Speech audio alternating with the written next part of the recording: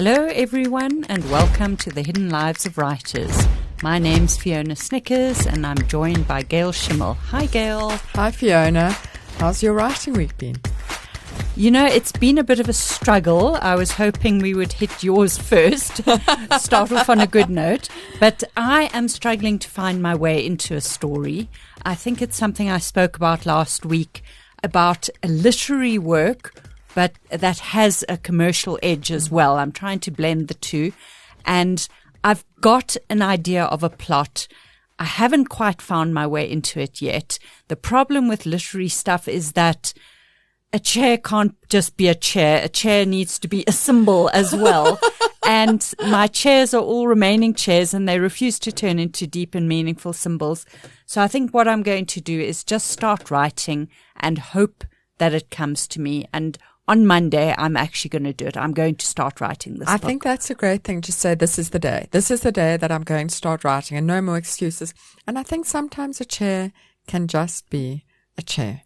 Well, they're all refusing to turn into something symbolic, so I think it's going to have to stay that way. Maybe your literary commercial work is actually just a commercial work and maybe that's okay. Maybe it is. Maybe that's how it'll have to turn out and maybe I'll start finding symbols along the way. But how's your writing week been? So, interestingly enough, you've spoken about beginnings and I want to speak about endings because one of the things I've had on my plate and still do is that we have finished the latest Katie Gale's first draft. Mm-hmm. And the Katie Gales are murder mysteries. So what happens with a murder mystery is you plant a lot of clues along the way and then you don't use them all. Mm. And we have to go back and we have to get rid of the fake clues that don't go anywhere. And we have to make sure that the clues that are supposed to go somewhere actually make sense.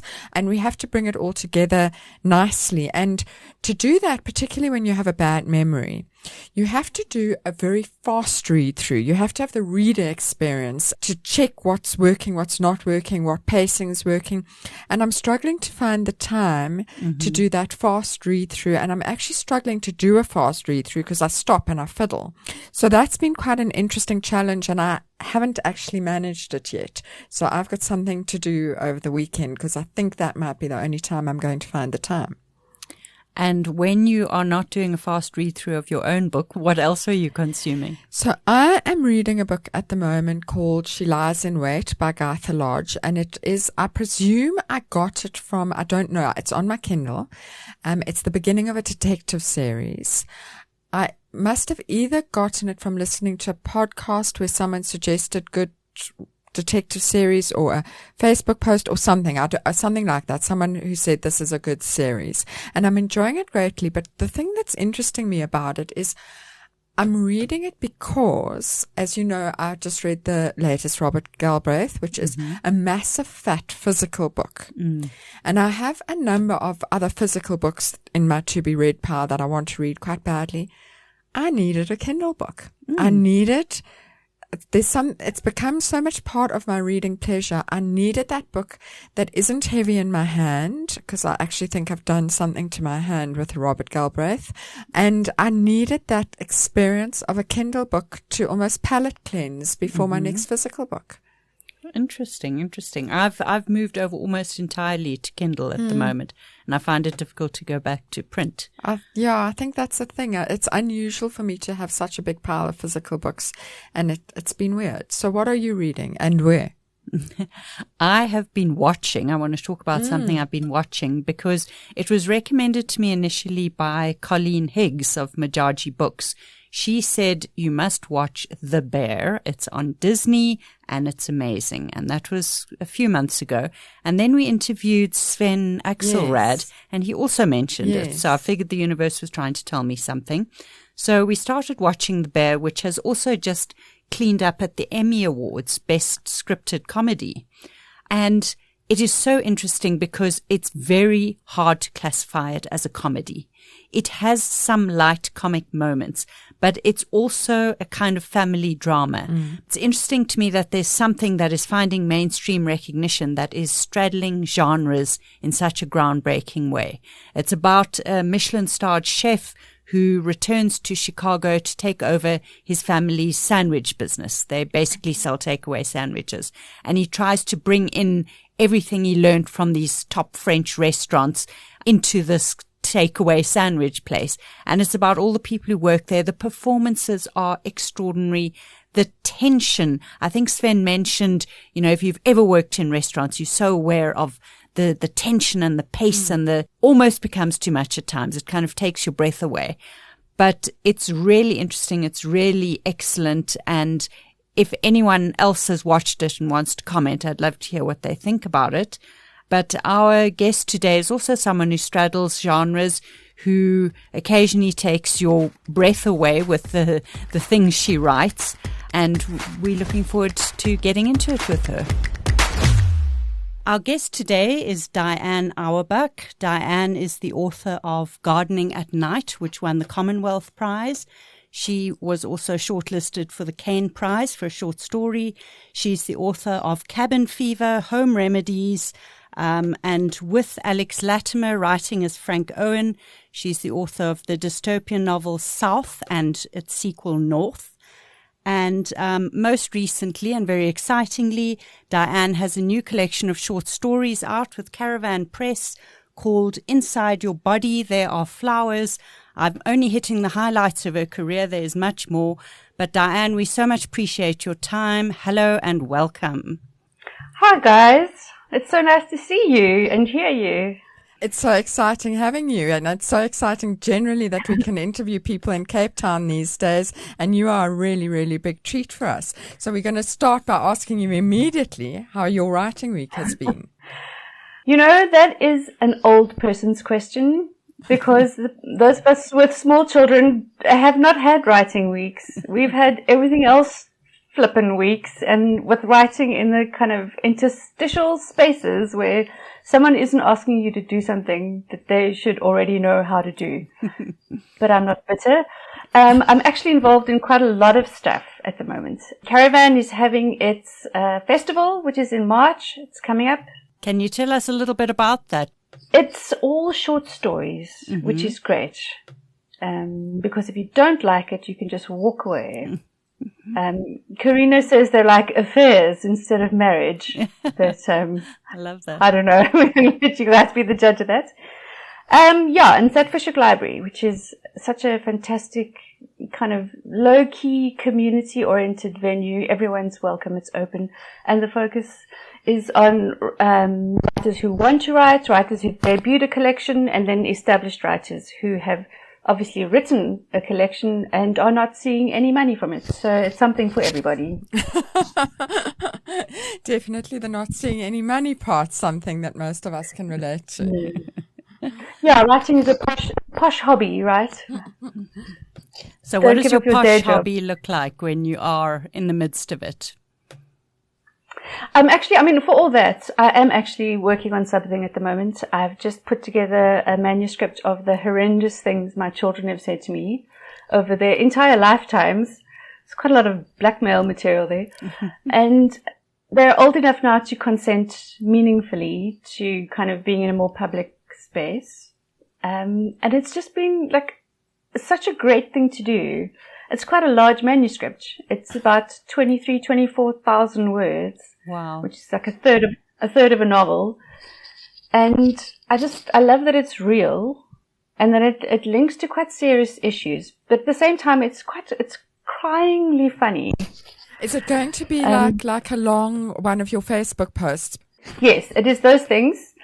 And I was using it initially to practice dialogue. I was kind of in the middle of child rearing chaos and other work as well. Because I write textbooks for a living. That's where my actual money comes from. And this was just stuff that I did to keep my hand in, to keep practicing.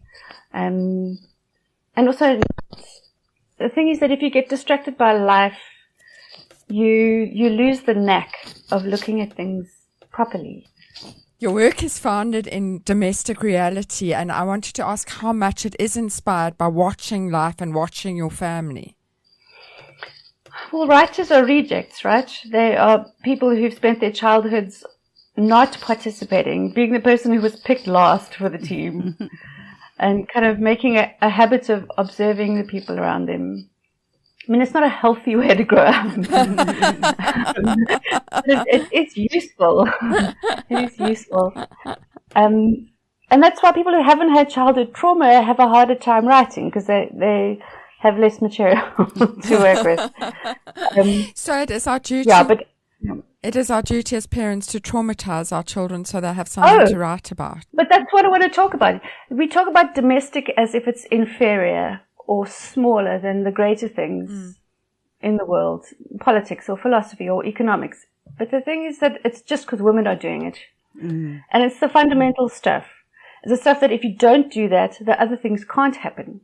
And it's because it's not remunerated or respected. But it's also the fundamental stuff. So you can link it to all kinds of intersectionality, especially feminism and all that stuff, but you don't have to. There are many levels to it all the time. Would you say that writing about domesticity is a way of giving it the respect it deserves? It depends what you're writing about. What you write about it, Diane. What I write about. It's tough. Sometimes you're writing about something because you need to get over the hairball it is in your throat.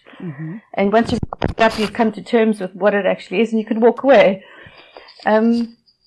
Wrestling with things that you haven't, or that are fascinating, or that you haven't dealt with. It doesn't have to be a traumatic thing or a bad thing. It's just something that's interesting to you, so you keep writing about it. I wanted to pick up on that question that Gail raised of how much of your writing is based on real life. And it does seem to me to kind of straddle that area between memoir and fiction. And I notice these days they have a word for it, which is biofiction, which I think is fiction informed by the biographical details of someone's life.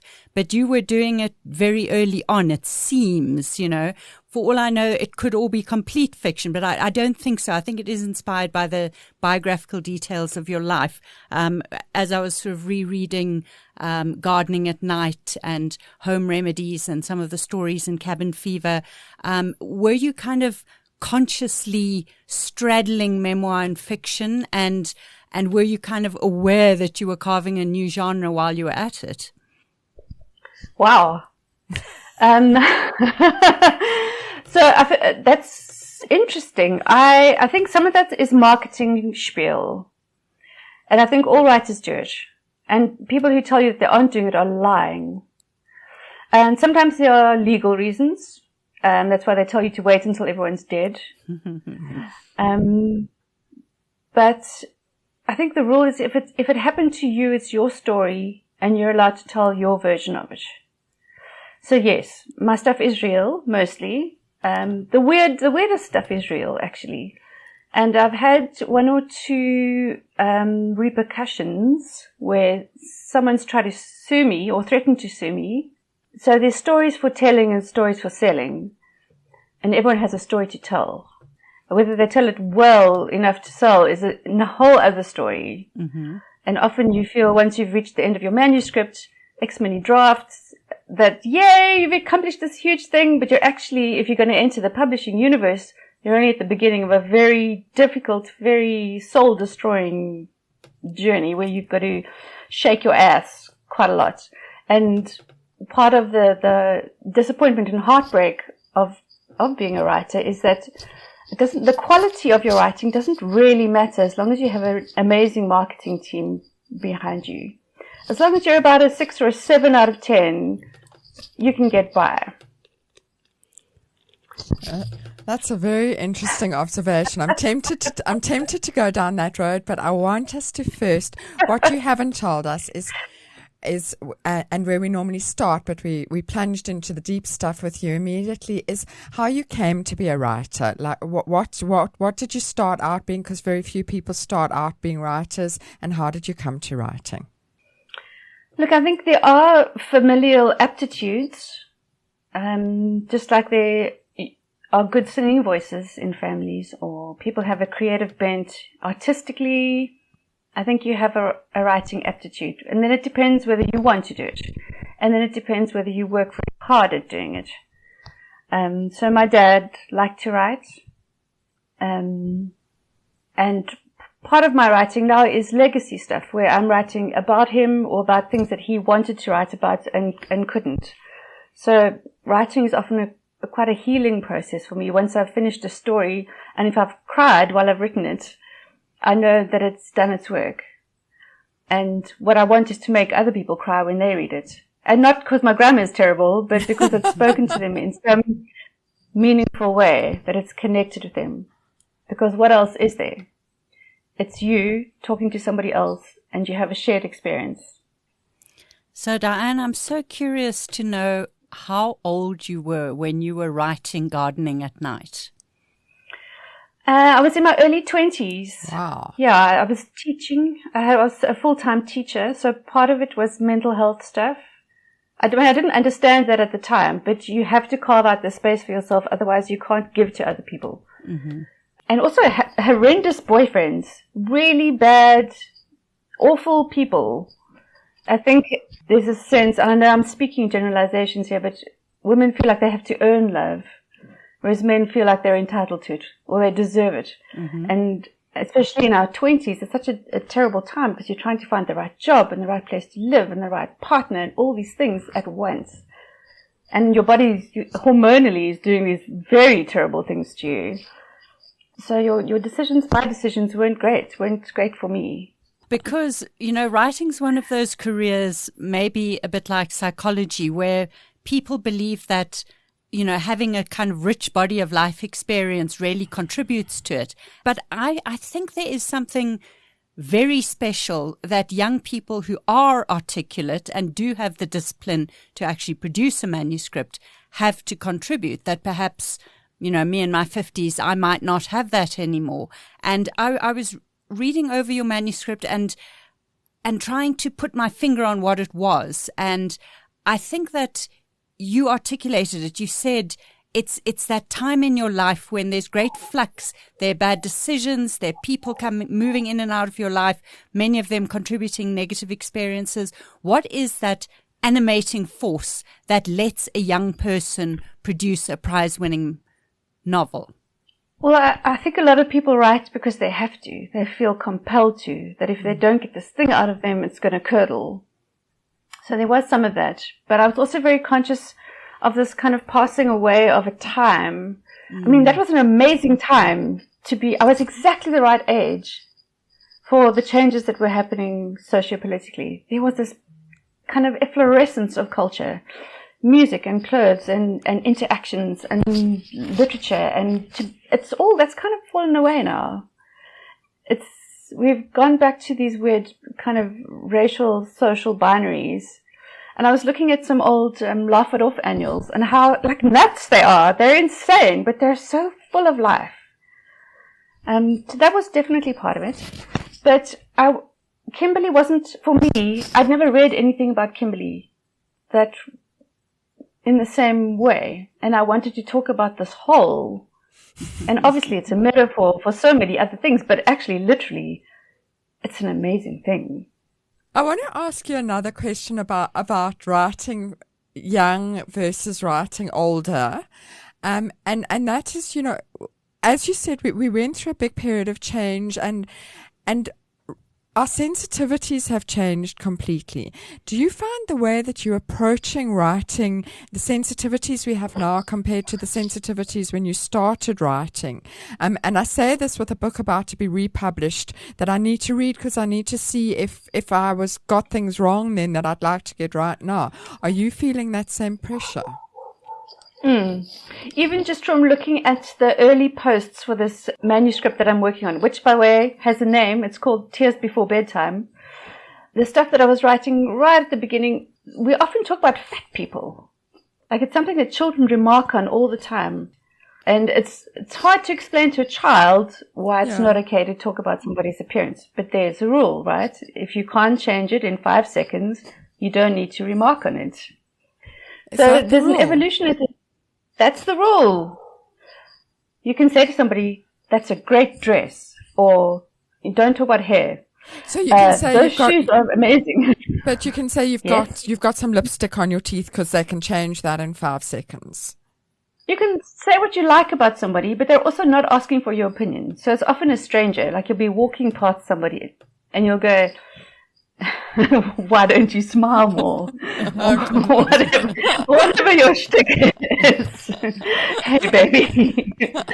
And it's kind of linked to those ideas about what access do we have to other people? What right do we have to comment on the way they present themselves? And it's a difficult one because then you're edging into other territory. And what do you do when you're trying to get to know somebody and you have a one-on-one interaction with them? So it's a tricky one to explain kind of socioculturally and linguistically. What is it okay to say to somebody?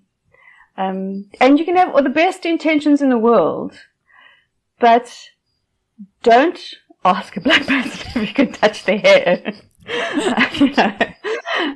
Just don't. And the responsibility is on each of us to work out what those rules are. And I think there's a lot of kind of boomer resistance to that. You know, they should know I'm not trying to be offensive.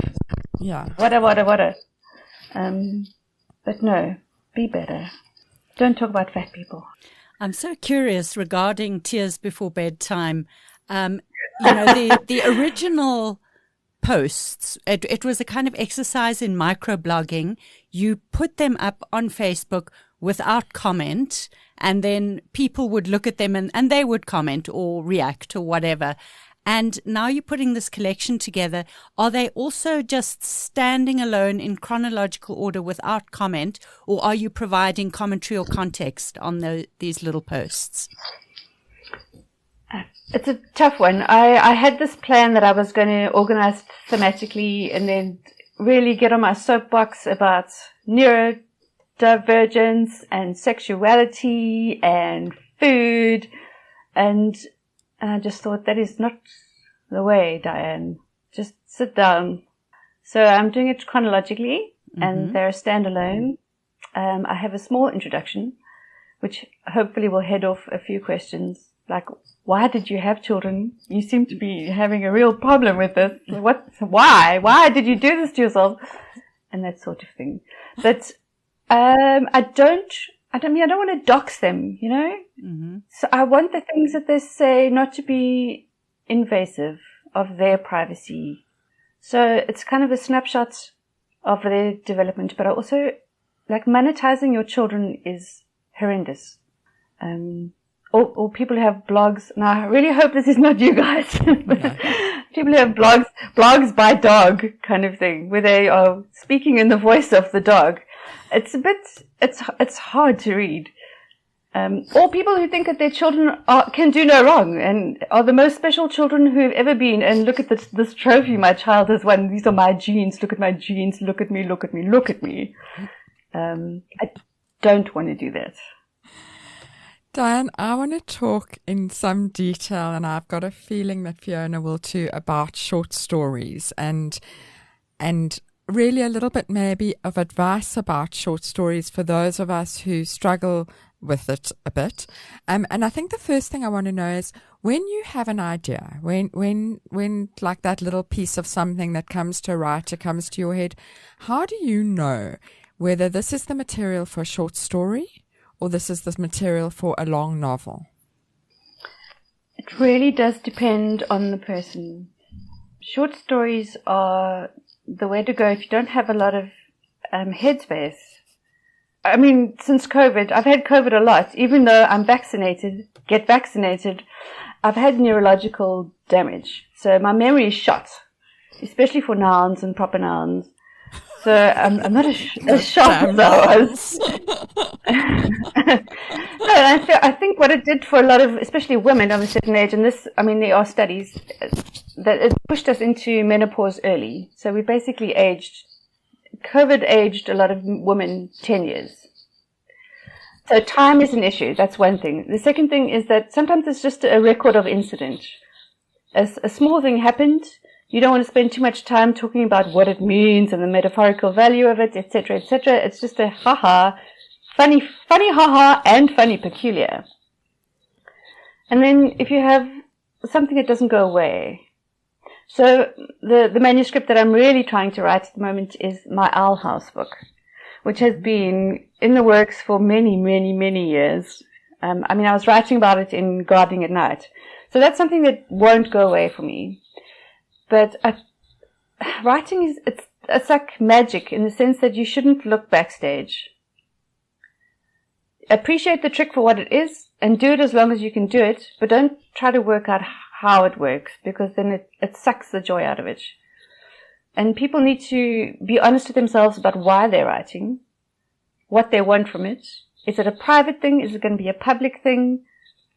And are they going to try and make a career out of it, which is incredibly difficult. Now, you see, on this podcast, all we do is open the kimono and peek behind the curtains and interrogate the process and sort of try and suck all the magic and joy out of it.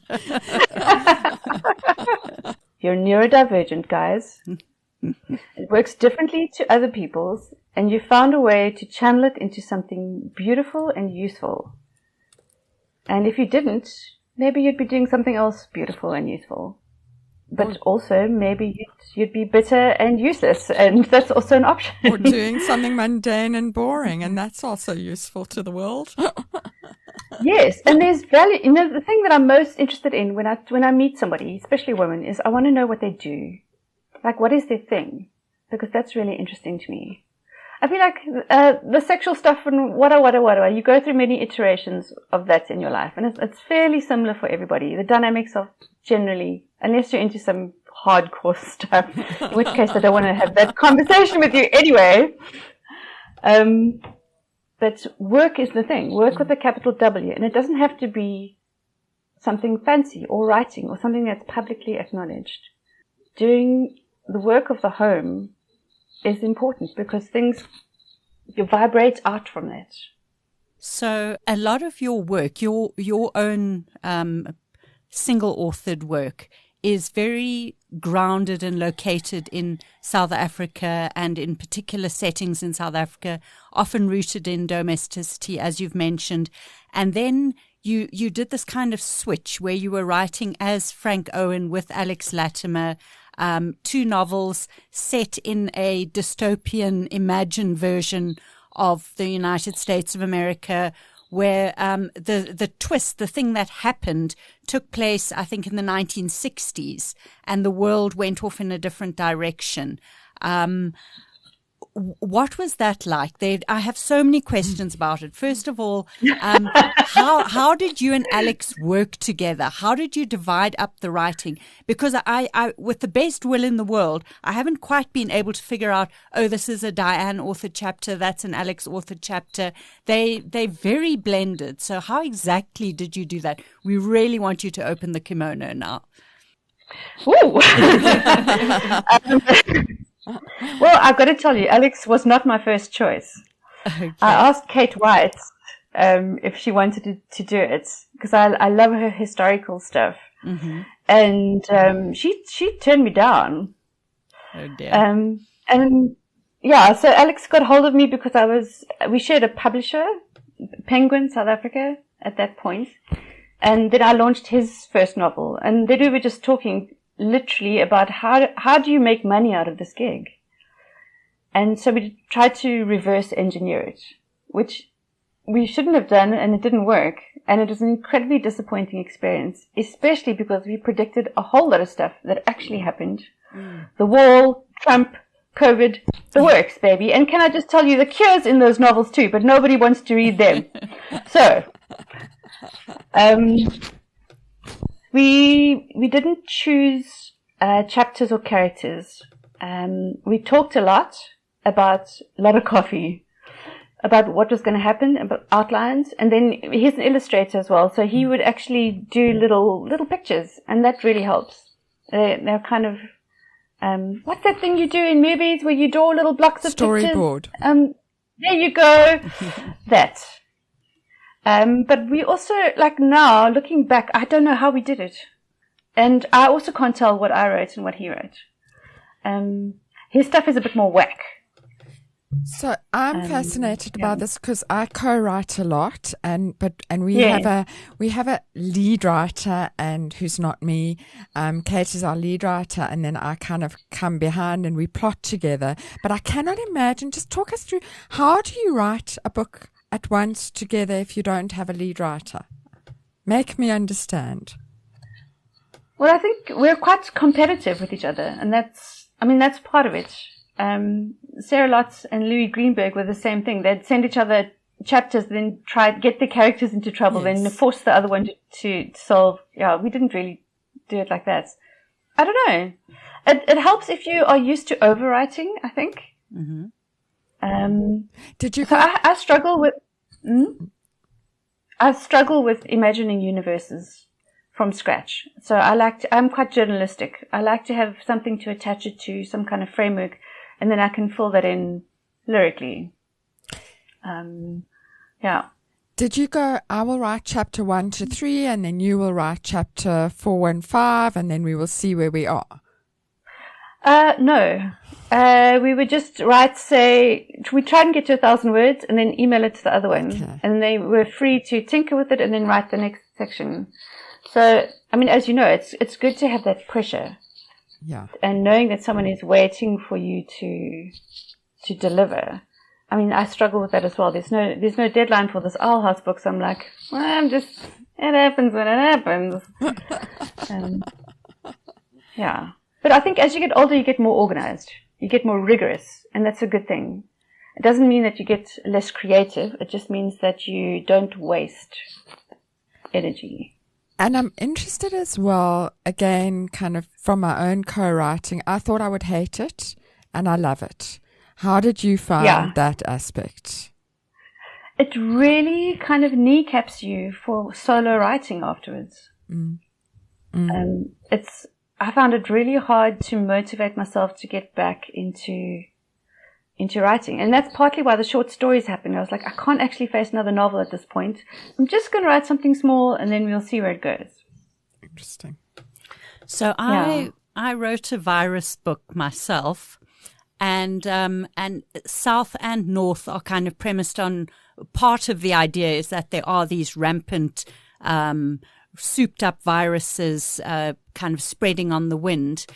Do you think that the appetite for virus books is reduced? Are we ever going to see another virus book, or are they over for now?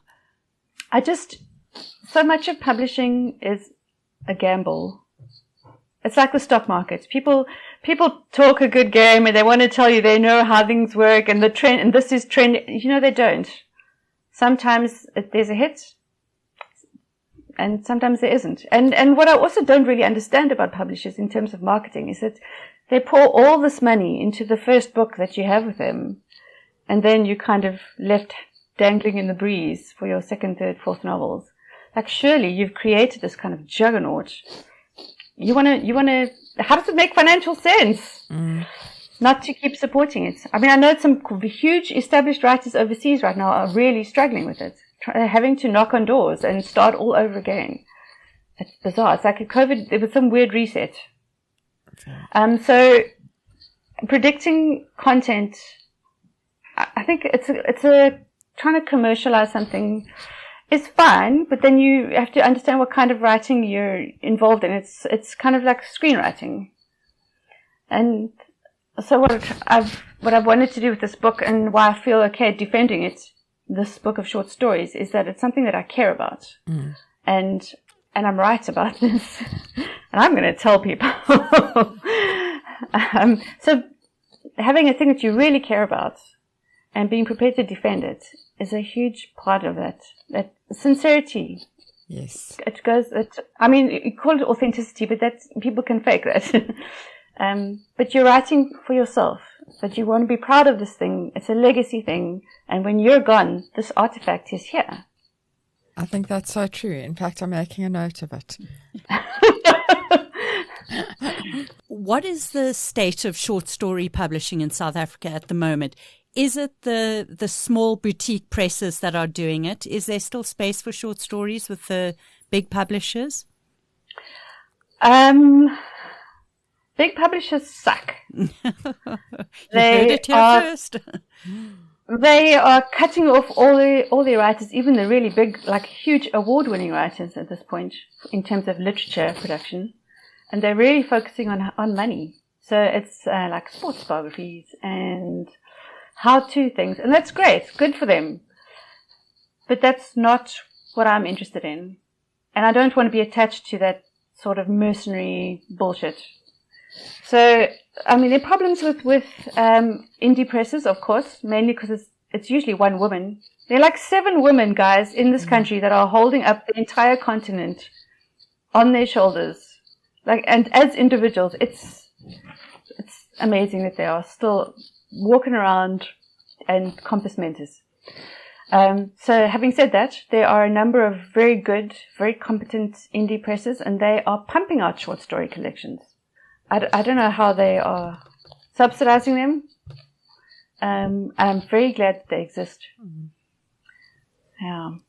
And Fiona has actually stolen my question with that, because I wanted to ask you, if someone's got a short story or a collection of short stories and they want to get it published, what is your advice to them? How do you go about getting your short story collection published?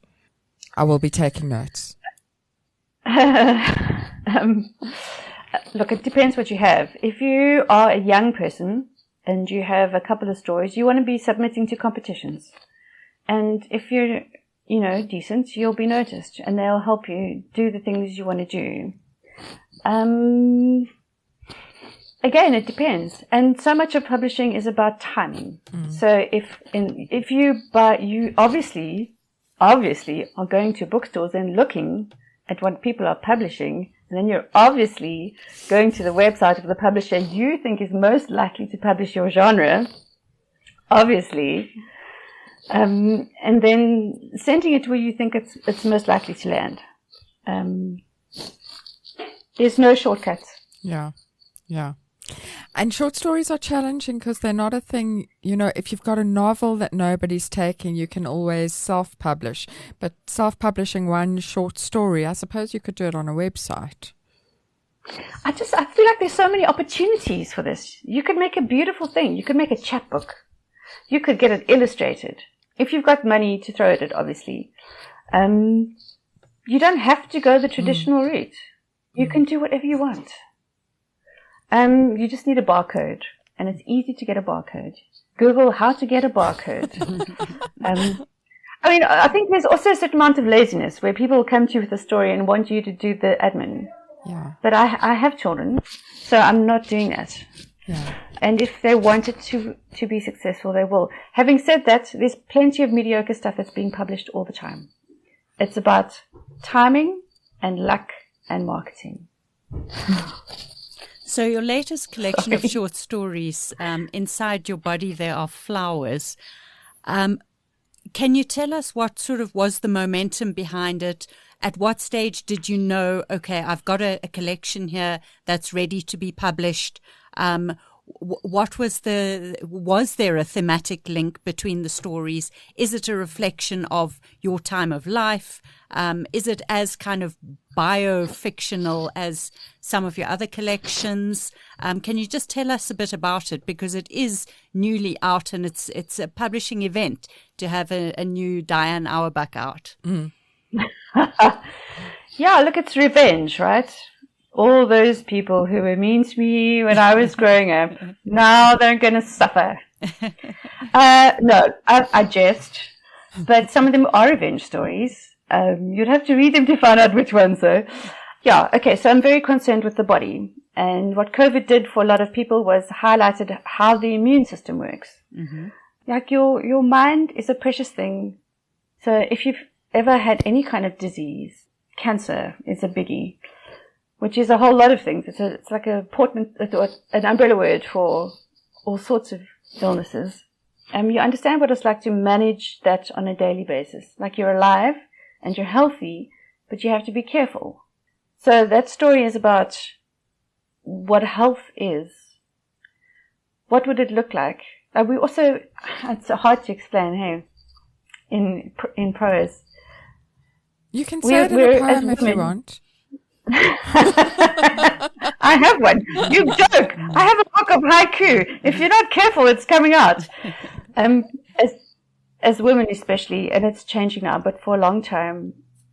And Christianity has a lot to do with this, the sense that you're dirty. That your body's gross, and you have to clean it and cover it up, and only expose it to one person in this specific way, and any alternative is against the Lord. And it's literally the word unclean. And it's a terrible way to think about your body, your poor body, that is just trying to help you, like do all the things that you're doing. So imagining that inside your body, there are beautiful things in a system that works, in a beautiful system that works, in a way it's difficult to explain. It's an ecosystem, I guess. It's a cosmos. It's a garden. And it's a very old idea. And how does one go from this idea to a set of short stories?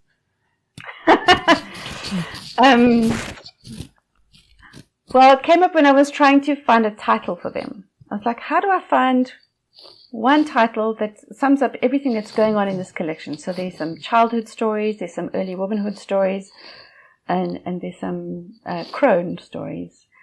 And sometimes there's a phrase that leaps out at you, and it makes sense to you and you care about it, and that's the title. That's what happened here.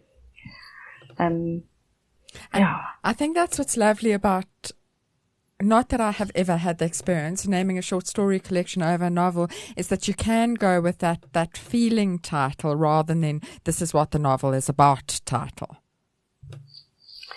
I mean, when you talk about feeling, are you talking about intuition?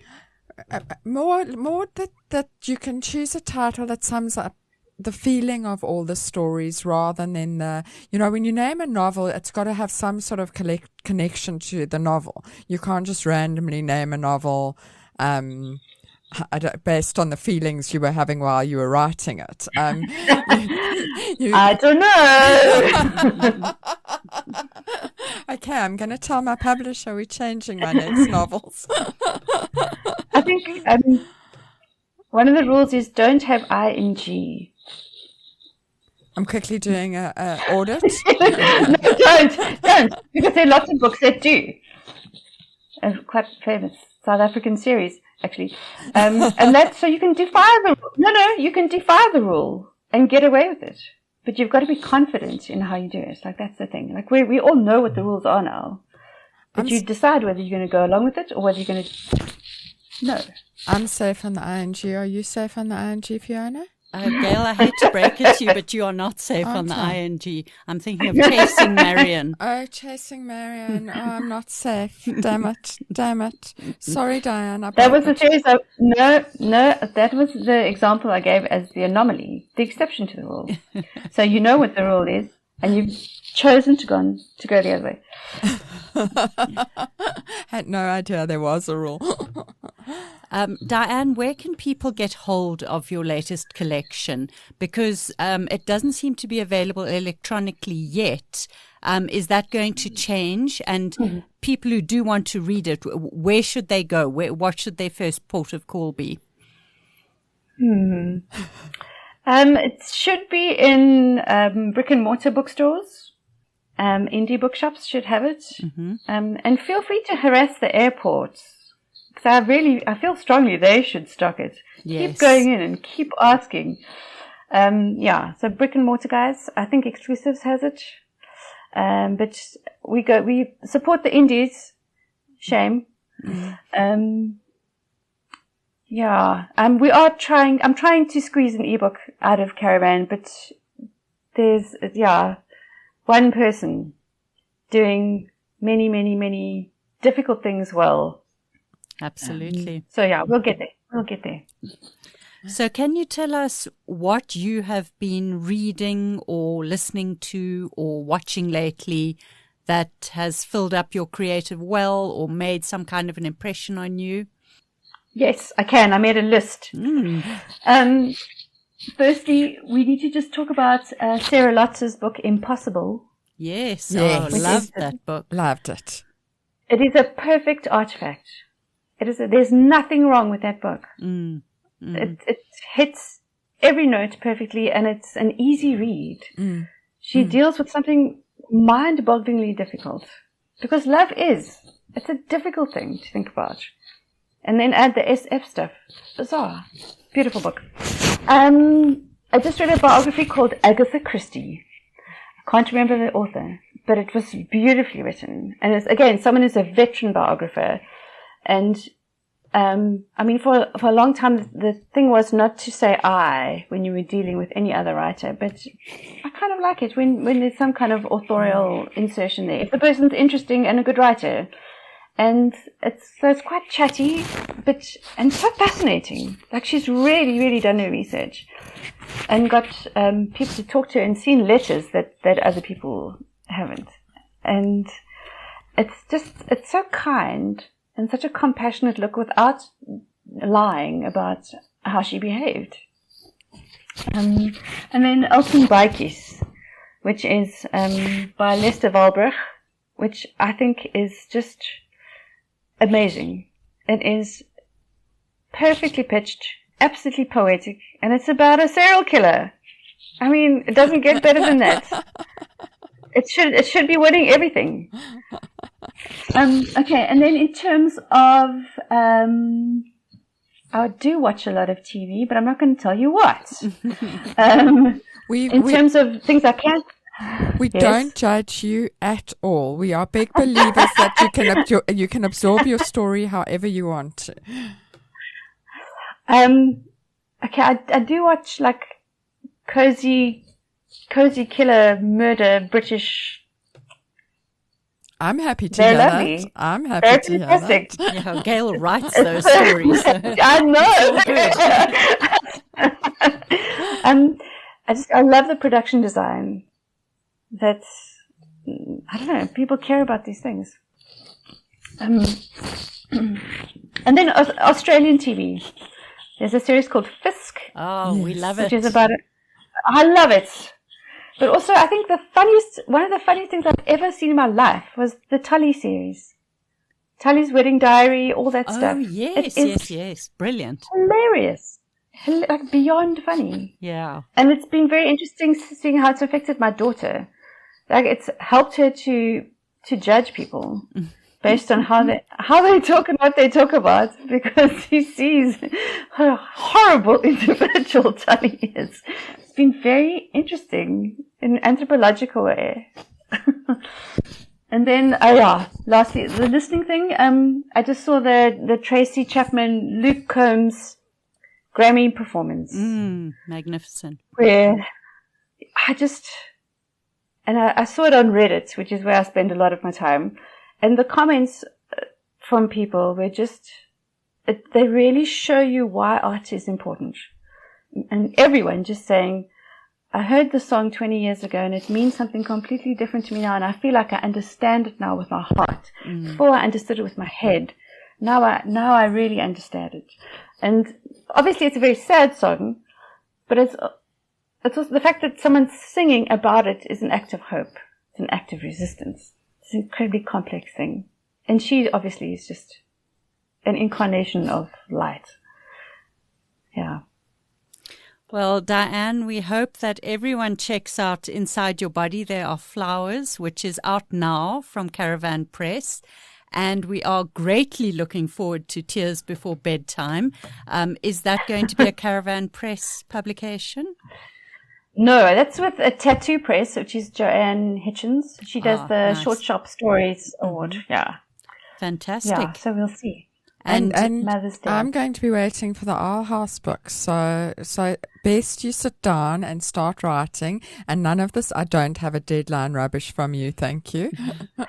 Don't you want to co-write it? Come on, you guys. All three of us. It'll be fun. But we'll give you such strict deadlines that you'd cry. Oh, bring it. Bring it on.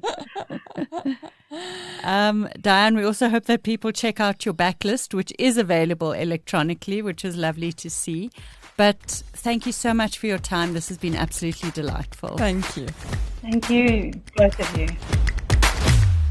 Gail, while Diane was talking, I saw you making a note with the word hairball in it. What did you want to tell us about hairballs? Fiona, you have caught me out in a brain foggy moment. I have got no idea why I wrote down hairball. I wrote hairball in throat, and I think Diane was talking about a story being stuck in your throat and needing to cough it up. So I was taken with that, because I think that is something, particularly with short stories, that happens, that you suddenly overwhelmed. I know the few short stories I've written, I write them like I'm in some sort of panic mode, like the whole thing needs to come out of me, I suppose, like a hairball stuck in my throat. Yeah. I was also very taken by her saying that there are stories for telling and stories for selling. Oh, interesting. I yes. like that. It may, sometimes you think you've got a great idea, and it's not an idea that's going to turn into a commercial thing that you can sell, but maybe it's a story you need to tell. So that's something I want to think about a bit more. It made an impression on me. What about you, Fiona? What have you written in your notes?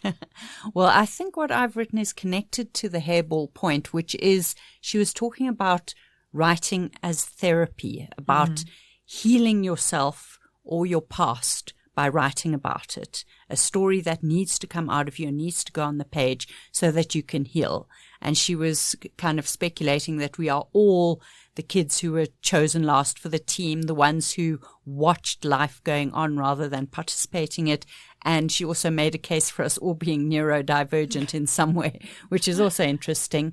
My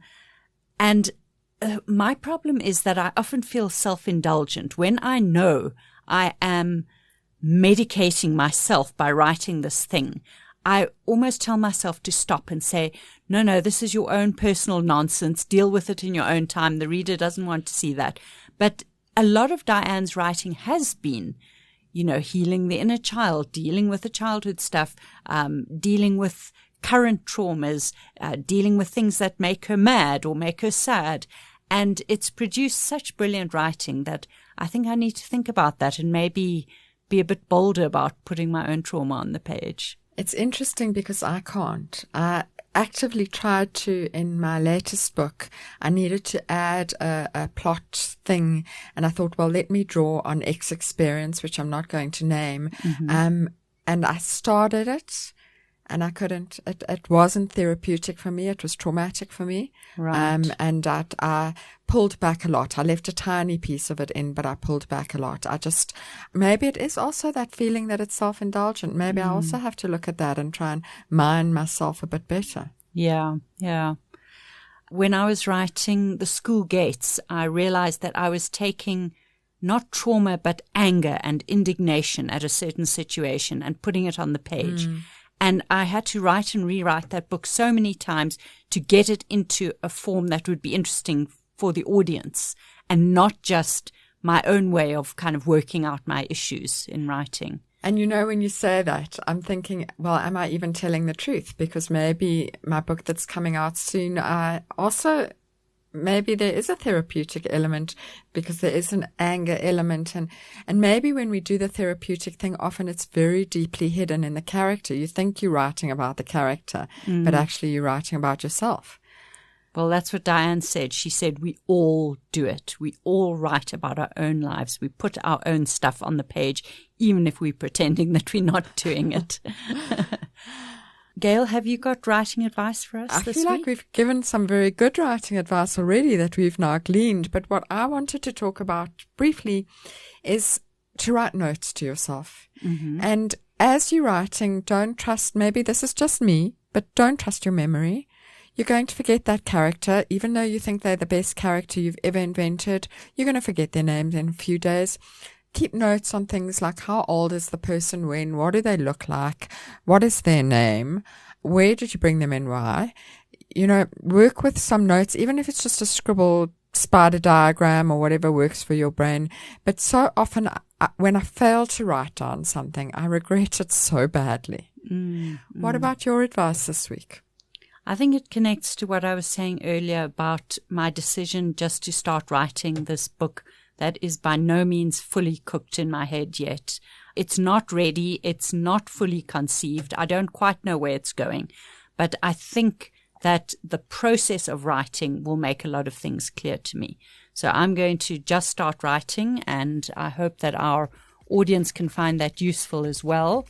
And if anyone has been struck by what Diane said, if you've read her work and been intrigued by it, particularly the latest collection, In Your Body There Are Flowers, please get in touch with us. We're on all social media and we'd love to hear from you.